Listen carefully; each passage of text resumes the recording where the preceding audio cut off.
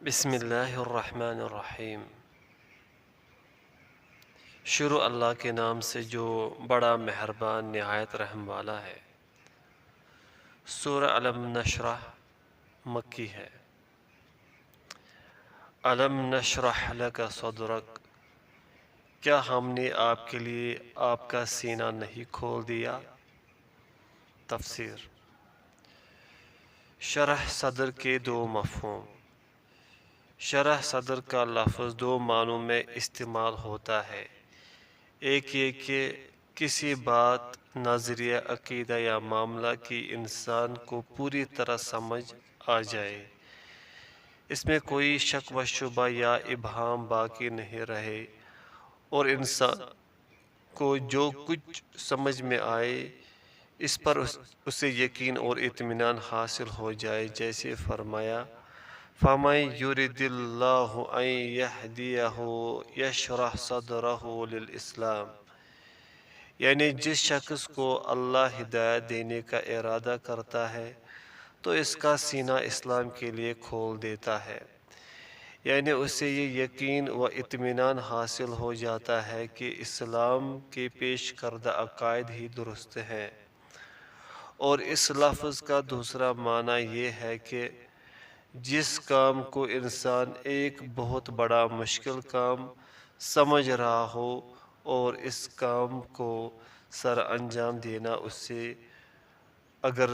امبار محسوس ہو رہا ہو، اس کام کے کر گزرنے اور اس بوجھ کو اٹھانے کے لیے اس کی طبیعت آمادہ ہو جائے، جیسے کہ اللہ تعالیٰ نے جب سیدنا موسیٰ علیہ السلام کو نبوت دے کر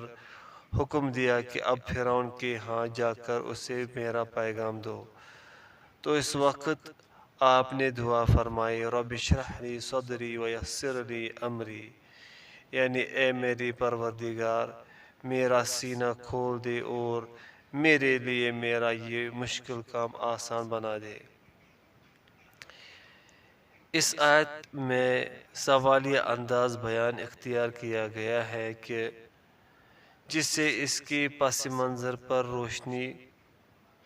پڑتی ہے۔ واقعہ یہ ہے کہ جب آپ صلی اللہ علیہ وسلم نے اسلام کی دعوت کا کام شروع کیا تو وہی قوم جو آپ کے گن گاتے تھکتی نہ تھی اور آپ ساری قوم کے محبوب فرد تھے، آپ کی دشمن بن گئی۔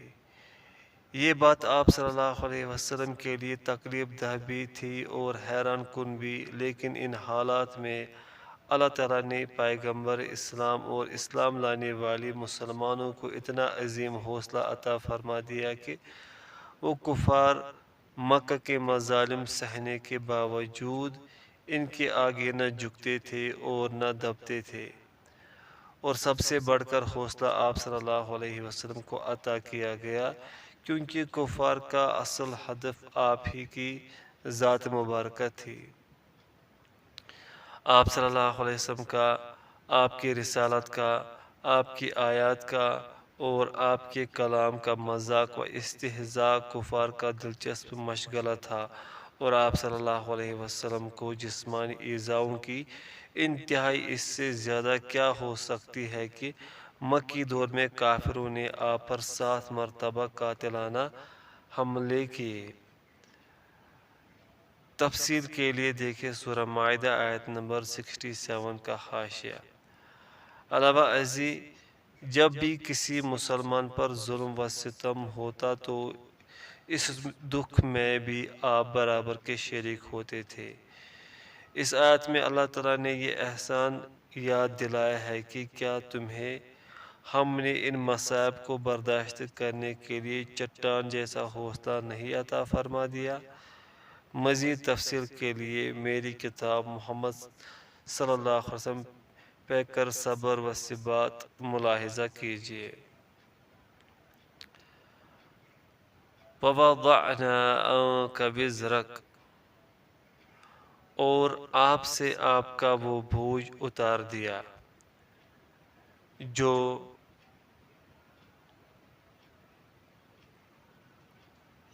تفسیر۔ وزرن کے دو مفہوم۔ وزرا کا لفظ بھاری بوجھ کے لیے آتا ہے اور اس کی جمع اوزار ہے، لیکن اس کا اکثر استعمال معنوی بوجھ کے لیے ہوتا ہے، بالخصوص بار گناہ اور کسی طرح کے بھی ذہنی بوجھ کے لیے یہ لفظ استعمال ہوتا ہے۔ یہاں وزرا سے مراد وہ ذہنی بوجھ ہے جو نبوت سے پہلے ہی آپ کو لاحق تھا، جب آپ اپنی قوم کو کفر و شرک کی گمراہیوں اور طرح طرح کی معاشرتی برائیوں میں مبتلا دیکھتے تھے، تو آپ صلی اللہ علیہ وسلم پورے معاشرے کی اس حالت پر سخت دل گرفتہ رہتے تھے کہ کس طرح اس بگڑے ہوئے معاشرے کی اصلاح ممکن ہے، مگر اس کی کوئی صورت، کوئی طریقہ اور کوئی راہ نظر نہیں آتی تھی۔ بالآخر آپ پر اللہ تعالیٰ نے وحی نازل فرمائی اور آپ صلی اللہ علیہ وسلم کو ٹھیک طرح سے معلوم ہو گیا کہ اس ساری بگاڑ کا علاج توحید، عقیدہ، آخرت اور رسالت پر ایمان میں مضمر ہے۔ چنانچہ آپ کا سارا ذہنی بار ہلکا ہو گیا اور آپ صلی اللہ علیہ وسلم کو یقین حاصل ہو گیا کہ اس طرح نہ صرف اپنی قوم بلکہ ساری دنیا کو ان خرابیوں اور برائیوں سے نکالا جا سکتا ہے جن میں اس وقت عرب کے علاوہ باقی ساری دنیا بھی مبتلا تھی۔ علاوہ ازیں وزرا کا دوسرا مفہوم رسالت کی ذمہ داریاں بھی ہو سکتا ہے، جن کے متعلق اللہ تعالیٰ نے فرمایا تھا اِنَّا سَنُلْقِي عَلَيْكَ قَوْلًا ثَقِيلًا۔ یہ بوجھ بھی ابتدا نہایت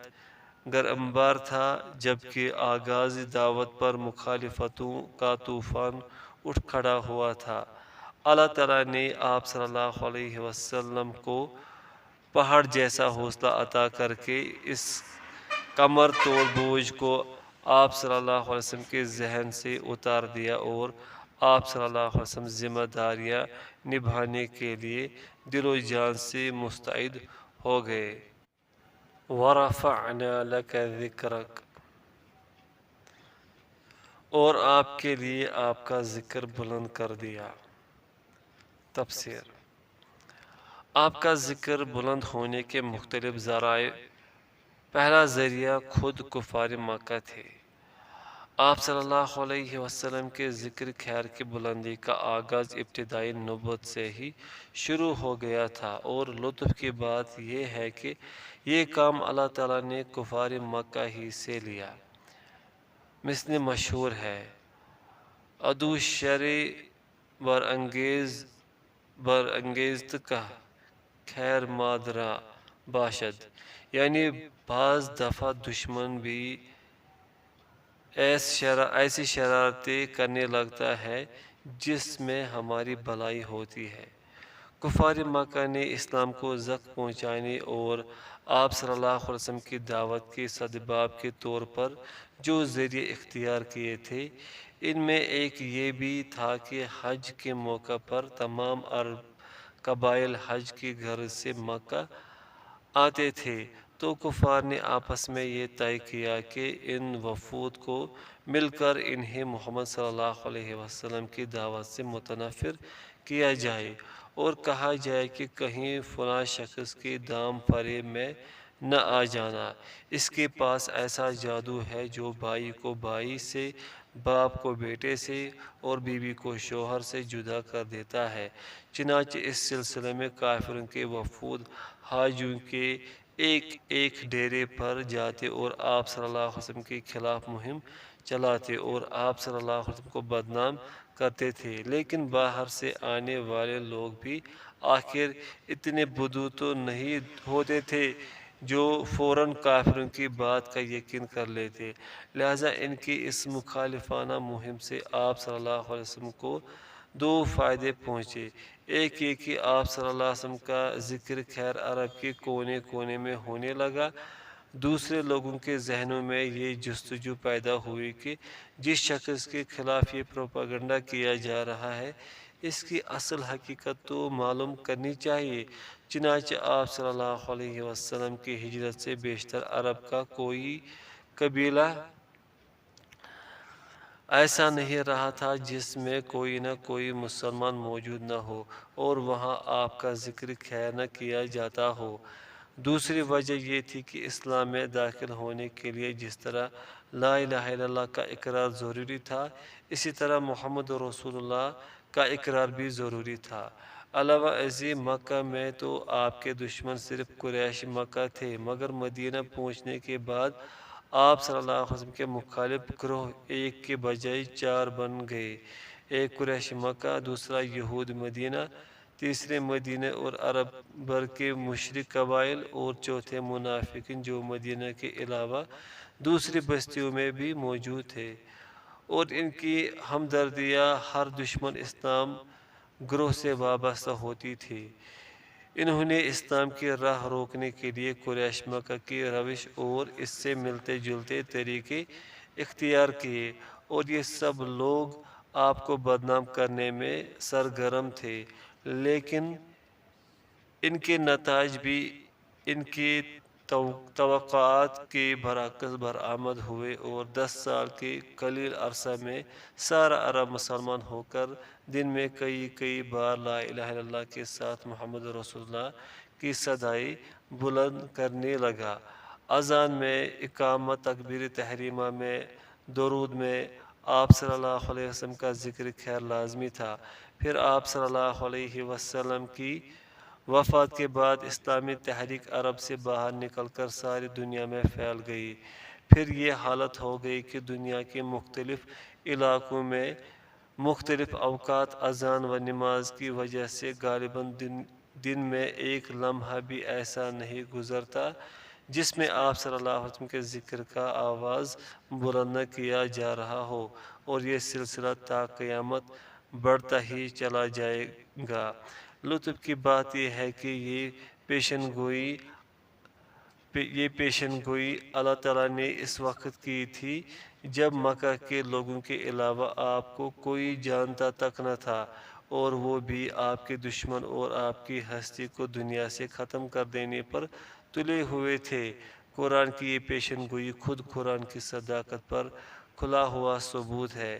اس وقت کون یہ اندازہ کر سکتا تھا کہ آپ صلی اللہ علیہ وسلم کا ذکر خیر اس شان کے ساتھ اور اتنے وسیع پیمانے پر